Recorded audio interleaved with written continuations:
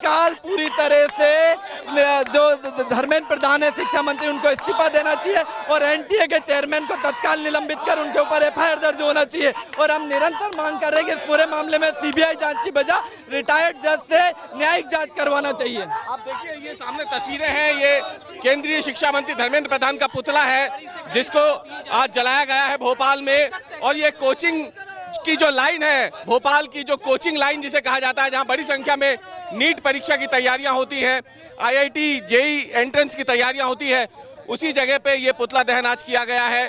और मैं चाहूंगा मेरे कैमरा पर्सन की लाइन दिखाएं जिस जगह पे ये तमाम कोचिंग संस्थान मौजूद है, उसी जगह पे ये पुतला दहन आज किया गया है।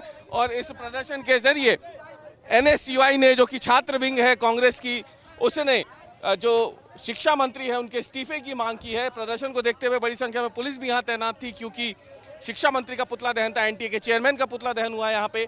और इस प्रदर्शन के साथ ही इस पूरे मामले में जो आरोपी है उनके खिलाफ सख्त कार्रवाई की मांग करने के साथ ही एनएसयूआई ने शिक्षा मंत्री और एनटीए चेयरमैन के इस्तीफे की मांग की है। साथ हैं कोटा से जो जिन्होंने नीट की परीक्षा दी, बातचीत कर लेते हैं। अब रद्द कर दिया गया है, पहले 2 दिन पहले आपको पता चला कि पेपर है वो लीक हुआ और अब आज निर्णय लिए गए कि रद्द कर दिया जाए। अब वही है, फिर से तैयारी करना पड़ेगा 1-2 महीने में। मतलब सारी चीज़ें फिर से पढ़ो, फिर से रिवाइज़ करो। फिर अगर फिर भी मतलब अगर पेपर अब ईजी आया था, अगर अगली बार हार्ड आ गया या मतलब 2025 की तरह पेपर आ गया तो फिर जिसका होना रहेगा, मतलब जिसका भी आपकी कंफर्म था, मतलब कुछ ना कुछ मिल जाएगा, चाहे बीएमएस चाहे एमबीबीएस, उसका तो रह ही जाएगा। मतलब हार्ड आ गया 2025 की तरह फिर मतलब मेंटली सफ़र करना होगा, फिर से 2 महीने फिर से सेम प्रिपरेशन करनी होगी। 2 साल की मेहनत 2 महीने में देखिए पॉसिबल नहीं है इतनी जल्दी। और जो मतलब नीट का होता है, मतलब जैसे 2025 का हार्ड आ गया, उसकी कट ऑफ 512 थी, और जो 2024 का था वो लीक हो गया और फिर से वही हुआ, सेम 140 क्वेश्चन सेम हुए हैं। जो लीक पेपर था और जो नीट का पेपर था उसमें 140 क्वेश्चन सेम हुए थे। तो मतलब इतना ईजी नहीं होता है जितना मतलब एनटीए को थोड़ा सख्त होना चाहिए। और ये है कि बच्चों के साथ अच्छा नहीं हुआ है। उन्होंने इतनी मेहनत की और फिर से वही मेहनत बार बार रिपीट। उन्होंने इतने सारे सैक्रिफाइस किए, मम्मी पापा के साथ टाइम स्पेंड न किए, दूर आकर पढ़ते हैं, फिर ऐसे में नीट का एग्ज़ाम रद्द होना उनके लिए फिर से चुनौती भरी वो है।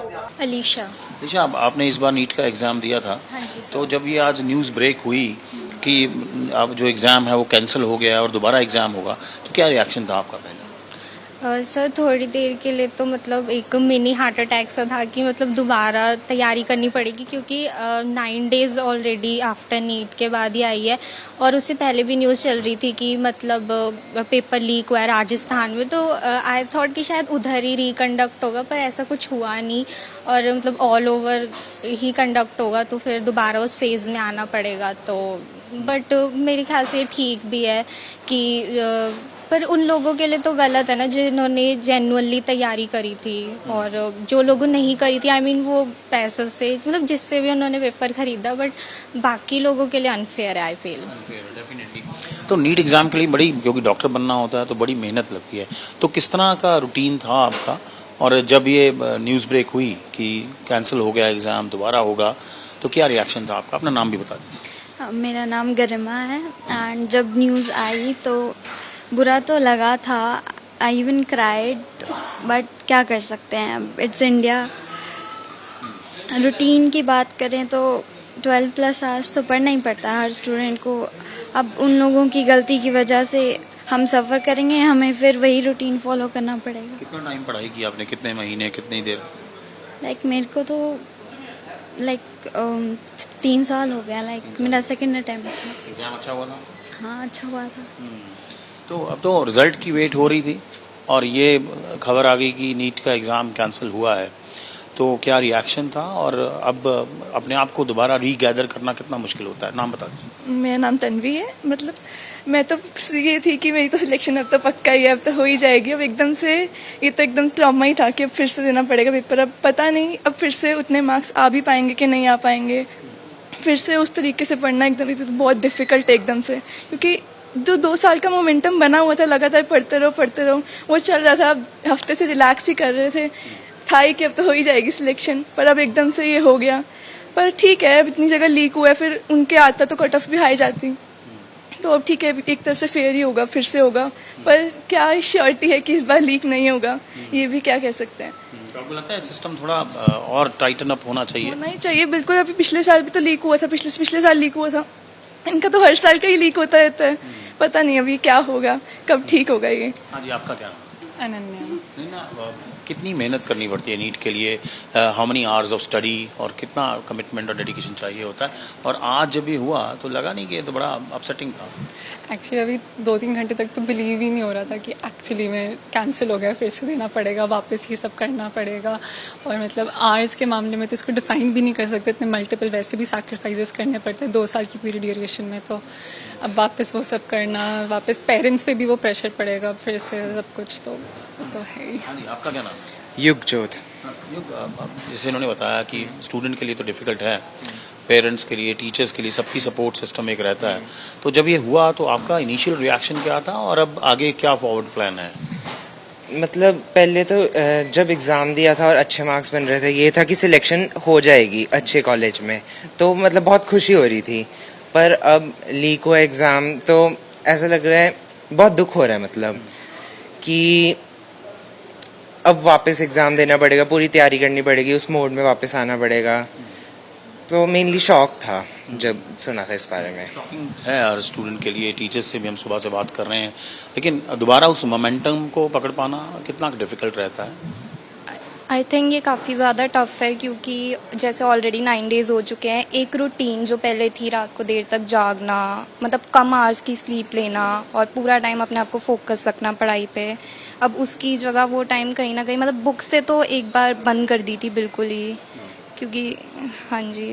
तो लगता है आपको अकाउंटेबिलिटी फिक्स होनी चाहिए, क्योंकि इतने स्टूडेंट्स जो सफ़र कर रहे हैं, किसी ने अगर इस तरह का एक्ट करके लीक कर दिया किसी लालच के लिए, तो आपको लगता है अकाउंटेबिलिटी फिक्स होनी चाहिए? आई थिंक ऐसा होना चाहिए कि ऑल इंडिया लेवल पे तो पेपर द्वारा नहीं होना चाहिए, क्योंकि वो कहीं ना कहीं अनफेयर है, और बच्चों जिन्होंने शायद उतना अच्छा नहीं किया था उनको भी अब चांस मिल गया है, तो कट ऑफ का फिर से कुछ नहीं कह सकते हम कैसे जाएगी, तो आई थिंक कि वहीं पे होना चाहिए था जहाँ पे सब कुछ हुआ था। तो कितने घंटे की पढ़ाई होती है रोज? एंड के टाइम पे तो काफ़ी ज़्यादा होती है, मतलब सिर्फ बुक्स और बुक्स, उससे पहले भी डेली आवर्स में इंस्टीट्यूट के साथ 8 आवर्स तो नेसेसरी है। हाँ जी, आपका क्या नाम है? ईमानजोत। एक्सपेक्ट किया था आपने कि ऐसा भी कुछ हो जाएगा? लोग तो रिजल्ट्स की वेट कर रहे थे। साल बिल्कुल भी नहीं किया था कि 24 से ये इम्प्रूव करेंगे, अब नहीं करेंगे ये गलती, ऐसा लगा था, पर इन्होंने नहीं किया ये। मैं दादाजी ने न्यूज़ दिखाई, मुझे यकीन नहीं हुआ पहले कि ऐसा हो सकता है, और फिर बहुत शौक हुआ सर, और सब थोड़ा दुखी भी हो गया अब घर में। मोराल कितना डाउन है एज ए स्टूडेंट? मोराल थोड़ा तो हुआ है सर, पर अभी ठीक है, थोड़ा प्रिपरेशन मोड में अभी आना है दोबारा, तो थोड़ा मोराल तो पूरा डाउन भी नहीं करना, थोड़ा रखना है अब। तो आपको लगता है भी किसी और की गलती के लिए आपको पे करना पड़ रहा है, मतलब you have to make effort again सारा? सर बात तो गलत है वैसे ये, और इनको ढूंढने चाहिए सारे कल्प्रिट्स, उन्हें सज़ा होनी चाहिए कड़ी से कड़ी, एंड ये कर सकते हैं कि सारे कल्प्रिट्स को ढूंढ के उनका पेपर कैंसिल कर दें, फिर हमारा ना करें ऐसे रीनीट, ऐसा भी कर सकते हैं ये, पर लग रहा है अनफेयर तो लग रहा है। सो डेफिनेटली जिस तरह हमने देखा कि सुबह से ही अप्रोर है जब ये पता लगा कि नीट का एग्ज़ाम जो है वो लीक हुआ था, और उसके बाद कैंसिलेशन हुई उसकी, तो ये सब स्टूडेंट्स हैं जिन्होंने नीट का एग्ज़ाम इस बार अपीयर किए, और इनको एक्सपेक्टेशन थी कि अच्छे मार्क्स भी आएंगे और एग्ज़ाम भी अच्छा हुआ, लेकिन इनकी घंटों की जो पढ़ाई थी, एक सिटिंग्स थी, लॉन्ग आवर सिटिंग्स थी, वो इनको लगता है कि काफ़ी सेटबैक लगा है, और इनको अब रीअपीयर जो है करना पड़ेगा। तो वो एंजाइटी आपके मन में अब आ गई है कि आपके साथ भी ऐसा हो सकता है? बहुत, मतलब बहुत ज़्यादा आ गई एंजाइटी की क्या पता हमारे भी हो जाए, हम इतना मेहनत करके फिर पेपर का पता नहीं डेट कब आए, उसके बाद लीक हो जाए, तो हो सकता है कि हम। आपका क्या नाम है? श्रुति। कहाँ से हो श्रुति? बिहार से। आप बताओ, यहाँ पे आप बिहार से पढ़ने के लिए आई हुई हो, इतनी दूर आई हो कोटा में, और इस प्रकार की एंजाइटी अब आपके मन में भी आ गई है क्या कि जो इस साल हुआ है वो फिर से हो सकता है, और एनटीए जो है वो बिल्कुल भी अकाउंटेबल क्या नहीं है? क्या उसकी जो 2024 में हुआ, क्या उस समय अगर ठीक ढंग से अकाउंटेबिलिटी फिक्स की गई होती तो आपको लगता है इस बार नहीं होता ऐसा? हाँ, बच्चे इतने ज़्यादा दूर से आ रहे हैं, उन्हें बहुत इतनी मेहनत कर रहे हैं, पढ़ाई कर रहे हैं, फिर उसके बाद पेपर लीक हो जा रहा है, फिर उसके बाद दोबारा एग्ज़ामिनेशन करवाया जा रहा है। उसकी वजह से बच्चे बहुत ज़्यादा वो हो जा रहे हैं कि अब हमें फिर से एक पल की खुशी तुरंत वो चली जा रही है कि हाँ, इतना बढ़िया पेपर गया था, उसके बाद फिर से अब देना पड़ेगा। तो बहुत ज़्यादा एक मन में थोड़ा डर रह जाता है कि दोबारा पेपर देंगे तो कैसा जाएगा। आपको लगता है वो भले ही गवर्नमेंट लेवल पे हो या एनटीए के लेवल पे हो, the concern authorities have failed the students time and again, जिसकी वजह से स्टूडेंट्स जो हैं वो आज इतने बड़े डिलेमा में हैं? ऑफ कोर्स सर, बहुत बहुत इन्होंने गलत किया। बहुत बच्चों ने तो अपने बुक्स वगैरह भी बेच दी होगी इन सब चीज़ को लेकर, इतने मन में बहुत खुशियाँ भी बांट रहे होंगे और फिर एट द लास्ट इन्होंने ये कर दिया। ये बहुत गलत हुआ इन लोग के साथ। लगातार पेपर लीक के मसले को लेके राजस्थान में भी पदयात्रा कर चुके हैं। जिस तरीके से पेपर लीक होता है, पहले ही बच्चे 4 तारीख को इस बारे में बोल रहे थे, कह रहे थे, शिकायत कर रहे थे। क्या लगता है आपको कि जो कार्रवाई की गई है काफ़ी है और अभी तारीखों का भी ऐलान होना बाकी है? सच क्या कार्रवाई की सरकार ने? सीबीआई इंक्वायरी का ऑर्डर सरकार ने मजबूरन इस पूरे एग्ज़ाम को कैंसिल किया है। अगर सरकार व्यवस्था बनाती तो ये हालात देखने को नहीं मिलते। और इससे पहले भी शायद 2 साल पहले सीबीआई की जांच हुई थी, वो जांच की रिपोर्ट कहाँ है? किसको दंडित किया गया है, किसको सज़ा दी गई? तो सरकार सिर्फ वेट करती है कि कैसे ये पूरी खबरें सुर्खियों से हट जाएं और फिर हम अगला आगे कदम उठा लें। लेकिन जो 22-23 लाख बच्चों ने एग्ज़ाम दिया है और ख़ासकर जो निर्दोष बच्चों ने ईमानदारी से पढ़ाई करी है, एग्ज़ाम्स दिया है, उनकी व्यवस्था उनको कौन संभालेगा? उनका जो पैसा, टाइम और मोर देन दैट उनका जो जज्बात हैं, जो उन्होंने इतनी प्रेरणा से पढ़ाई करके एग्ज़ाम दिया होगा, उनके साथ क्या बीतती होगी? कौन संभालने वाला है? आपने एक इंक्वायरी ऑर्डर कर दी, अब इंक्वायरी की रिपोर्ट कब आएगी? कौन जिम्मेदार होगा? तो सरकार को जिम्मेदारी लेनी पड़ेगी। और शिक्षा विभाग कर क्या रहा है? मुझे लगता है कि शिक्षा विभाग ने इसको अपने हाल पे छोड़ रखा है और बहुत पावरफुल लोग इसमें इन्वॉल्व होंगे, अदरवाइज इतना व्यापक स्केल पर पेपर लीक हो नहीं सकता। जो बात सामने आ रही है कि नासिक की एक प्रिंटिंग प्रेस में ये छपते हैं और उसके बाद हरियाणा लाए जाते हैं पेपर, हरियाणा से फिर गुड़गांव के एक टीचर के पास पहुंचते हैं, डॉक्टर के पास, और उसके बाद पूरी तरीके से लीक होता है। एक मोडस ऑपरेंडी। आप मुझे ट्रेल बता रहे हैं। जब लीक हुआ तो कहीं या तो पेपर बनाने वाले ने, छापने वाले ने, कंडक्ट करने वाले में। इशू ये नहीं है। इशू ये है कि जो एजेंसी बनाई थी, नेशनल टेस्टिंग एजेंसी, उसका उद्देश्य क्या था? कि पेपर लीक को बंद कर सकें, एक एयर टाइट मैकेनिज्म हो ताकि व्यवस्था को आप नियंत्रण कर सकें।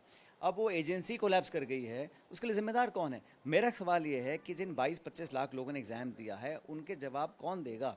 सदन में आप जवाब देते नहीं हैं। आज तक सरकार ने सिर्फ जांच ऑर्डर कर दी है, लेकिन उसका खामियाजा कौन भुगतेगा? जिन लोगों ने आज इतना कुछ खोया है। और ये सरकार का जो ध्यान है, अब सीबीआई जांच करे, फुर्सत का सीबीआई को तो कांग्रेस नेताओं को जांच करनी है, छापे डालने हैं, विपक्ष का मुंह बंद करना है। सीबीआई निष्पक्ष है ही नहीं, पहली बात तो मैं तो डिमांड कर रहा हूँ कि एक जुडिशियल प्रोब हो जो सरकार के दायरे के बाहर हो, ताकि सच आ सके और टाइम बाउंड हो। 30 दिन, 25 दिन, 60 दिन, जो भी एक समय सीमा होनी चाहिए ताकि लोगों को व्यवस्था में विश्वास कायम रहे। ये बताएं, खबर भी आ रही है, अभी ब्रेक भी हो रही है सचिन, की नासिक में जिसको हिरासत में लिया है वहाँ पे काफ़ी टेंशन है, असहयोग हो रहा है और पुलिस गई है वहाँ पे, राजस्थान पुलिस और तमाम पुलिस, तो भी उस काफ़ी विरोध का सामना करना पड़ रहा है। भाई ये तो देखो, पावरफुल लोगों का संरक्षण अगर नहीं हो तो ना तो पेपर लीक करने की कोई हिम्मत कर सकता है। और बार बार हो रहा है ना, कोई पहली बार तो हो नहीं रहा। ये एक ट्रेंड बन गया है कि आप पेपर लीक होगा, हम कैंसिल कर देंगे, जांच बिठा देंगे, फिर अगली बार फिर पेपर होगा। अब सरकार को पूरी तैयारी करनी चाहिए थी। और मैं तो कहता हूँ एक मॉरल रिस्पॉन्सिबिलिटी होनी चाहिए ना। आप विपक्ष पे उंगली उठाते हैं बार बार, 12 साल से सरकार, केंद्र मंत्री क्या कर रहे हैं? शिक्षा मंत्री को आगे आके बोलना चाहिए कि हाँ मेरी रिस्पॉन्सिबिलिटी है, लेकिन जाँच के नाम पर डिले करना चाह रहे हैं। लेकिन ये कहीं ना कहीं बहुत बड़ा फेलियर सरकार का है। और 22 लाख लोगों ने, परिवारों ने, आप कल्पना कीजिए, हमारे मध्यम वर्ग के बच्चे बच्चियां जो पढ़ाई करते हैं, आज वो किससे सवाल पूछें और कहाँ से जवाब मिलेगा? सरकार को सिर्फ और सिर्फ मैनेजमेंट करना है, हेडलाइन मैनेजमेंट करना है। और इतना बड़ा जब मुद्दा आता है तो सिर्फ कैंसिल करके जांच बिठा देना, ये नाकाफ़ी है। आर यू सरप्राइज सचिन, क्योंकि वहाँ महाराष्ट्र में भी बीजेपी की सरकार है, राजस्थान की पुलिस जा रही है, हमने देखा कि पुलिस अगर एक ही रूलिंग पार्टीज़ की है तो जिस तरह से असम पुलिस यहाँ दिल्ली आई थी तो पवन खेरा के घर तक पहुँच गई थी, पर यहाँ पे राजस्थान पुलिस कह रही है कि नासिक पुलिस कह रही है हमें इनको छोड़ना पड़ेगा और वो भाग जाएंगे, राजस्थान पुलिस एप्रीहेंशन जता रही है। तो एक तरीके से इतना सारे छात्रों का जीवन जो है अधर में है और एक नॉन सीरियसनेस नजर आ रही है।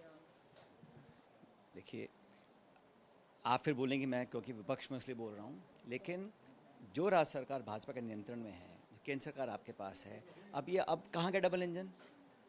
अब डबल इंजन फेल हो गया है। महाराष्ट्र में, राजस्थान में, और राजस्थान में तो 45 लोगों को डिटेन किया था, उनको अरेस्ट नहीं किया गया फॉर्मली, क्योंकि दबाव होगा कहीं ना कहीं। कौन वो प्रभावशाली लोग हैं जो दबाव बनाए हुए हैं, कौन जांच नहीं होना देना चाह रहे हैं, और कौन चाहते हैं कि सीबीआई के पाले में डाल दो, अपना मामला ठंडा हो जाएगा। अगर आप लोगों को विश्वास नहीं दिला पाएंगे कि सिस्टम फेल नहीं हुआ है, तो नौजवानों का भविष्य अंधकार में चला जाएगा। आपको लगता है कि ये टॉप तक जाता है, कहीं ना कहीं बड़े लोग, बड़ी मछलियां हैं इसमें, इसीलिए मामला चल रहा है? मैं तो कह रहा हूँ सरकार ढोल बजा रही है कई सालों से कि हम बड़ी मछलियों को पकड़ेंगे। उनकी नाक के नीचे अगर लगातार हो रहा है और क्रमवार तरीके से हो रहा है, तो कहीं ना कहीं हाईएस्ट लेवल्स पर संरक्षण मिला हुआ है। उन लोगों को आगे आके अपनी एक्सेप्ट करना चाहिए रिस्पॉन्सिबिलिटी को।